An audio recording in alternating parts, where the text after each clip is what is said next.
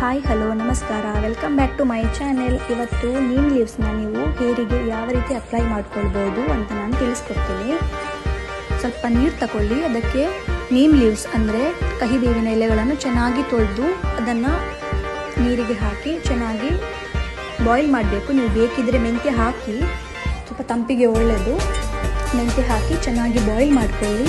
ಆ ಬಾಯ್ಲ್ ಮಾಡಿದ ಮಿಶ್ರಣವನ್ನು ನೀವು ಸೋಸಿ ನೀವು ತಲೆಗೆ ಹಚ್ಕೊಳ್ಬೋದು. ಸ್ನಾನ ಮಾಡುವ ಮುಂಚೆ ಅಥವಾ ಸ್ನಾನ ಮಾಡಿದ ಮೇಲೆ, ತಲೆ ಸ್ನಾನ ಆದಮೇಲೆ ತಲೆಗೆ ನೀವು ಚೆನ್ನಾಗಿ ರಿನ್ಸ್ ಮಾಡ್ಕೊಳ್ಳಿ. ಅದರಿಂದ ನಿಮಗೆ ಡ್ಯಾಂಡ್ರಫ್ನ ಸಮಸ್ಯೆ ಇದ್ದರೆ, ಹೇನು ಹೆಚ್ಚಾಗಿ ಸಣ್ಣ ಮಕ್ಕಳಲ್ಲಿ, ಶಾಲೆಗೆ ಹೋಗೋ ಮಕ್ಕಳಿಗೆ ಹೆಚ್ಚಾಗಿ ಹೇನಿನ ಸಮಸ್ಯೆ ಇರ್ತದೆ, ಅಂಥವರಿಗೆ ನೀವು ಇದನ್ನು ಯೂಸ್ ಮಾಡ್ಕೊಳ್ಬೋದು. ಚೆನ್ನಾಗಿ ಬಾಯ್ಲ್ ಮಾಡಿದ ಮೇಲೆ ಅದನ್ನು ನೀರು ಸೋಸಿ ತಲೆಗೆ ಹಚ್ಕೊಳ್ಳಿ, ಬಿಸಿಯನ್ನು ಆರಿದ ಮೇಲೆ. ಆಮೇಲೆ ಇನ್ನೊಂದು ವಿಧದಲ್ಲಿ ಹೇಳೋದಾದರೆ ಆಯಿಲ್ ಮಾಡ್ಕೊಳ್ಬೋದು. Same process.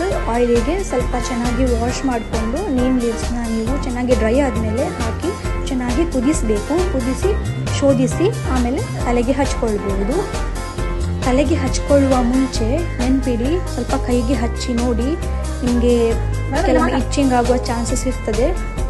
ಡೈರೆಕ್ಟಾಗಿ ತಲೆಗೆ ಅಪ್ಲೈ ಮಾಡ್ಕೊಳ್ಬೇಡಿ. ಒಂದು ವೇಳೆ ಕಣ್ಣಿಗೆ ನೀವು ತಲೆಗೆ ಹಚ್ಕೊಳ್ಳುವಾಗ ಕಣ್ಣಿಗೆ ಏನಾದರೂ ಬಿದ್ದರೆ ಚೆನ್ನಾಗಿ ಕಣ್ಣುಗಳನ್ನು ವಾಶ್ ಮಾಡಿಕೊಳ್ಳಿ. ಟೆನ್ಷನ್ ಮಾಡುವ ಅವಶ್ಯಕತೆ ಇಲ್ಲ, ಏನೂ ಆಗಲ್ಲ. ಕೂದಲಿಗೆ ಚೆನ್ನಾಗಾಗುತ್ತೆ, ನಿಮಗೆ ಕೂದಲು ಚೆನ್ನಾಗಿ ಬೆಳೆಯುತ್ತೆ ಕೂಡ.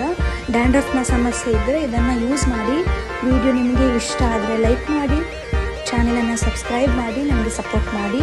ಹಾಗೆ ಏನಾದರೂ ಡೌಟ್ಸ್ ಇದ್ದರೆ, ಇದರ ಬಗ್ಗೆ, ಈ ವಿಡಿಯೋ ಬಗ್ಗೆ ಏನಾದರೂ ಡೌಟ್ಸ್ ಇದ್ದರೆ ಅಥವಾ ನಿಮಗೆ ಏನೇ ಕ್ಲಾರಿಫಿಕೇಷನ್ಸ್ ಇದ್ದರೆ ಪ್ಲೀಸ್ ನನಗೆ ಕಮೆಂಟ್ ಮಾಡಿ. ಶಾಲೆಗೆ ಹೋಗುವ ಮಕ್ಕಳಿಗೆ ಹೆಚ್ಚಾಗಿ ಡ್ಯಾಂಡ್ರಫ್ನ ಸಮಸ್ಯೆ ಆಗಲಿ ಅಥವಾ ಹೇರಿನ ಸಮಸ್ಯೆ ಆಗಲಿ ಹೆಚ್ಚಾಗಿರುತ್ತೆ. ಅಂಥ ಮಕ್ಕಳಿಗೆ ನೀವು ತಲೆಗೆ ಇದನ್ನು ಹಚ್ಕೊಳ್ಬೋದು. ಸ್ವಲ್ಪ